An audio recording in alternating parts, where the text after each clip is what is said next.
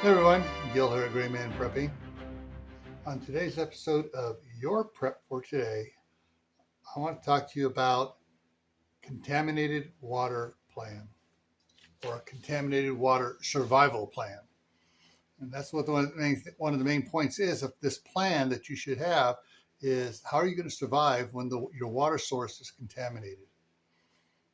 How are you going to purify it? How are you going to get water from a different location if you need to? How are you going to get water so you can survive?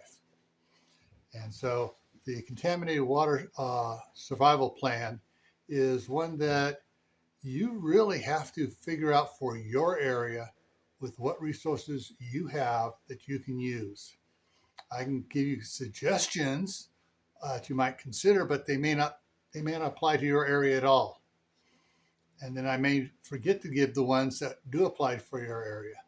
So think outside the box, look at everything around your area, look at all your possible options, write everything down, get together with others in your family or group and discuss what sort of plan do you need to have in place for surviving contaminated water.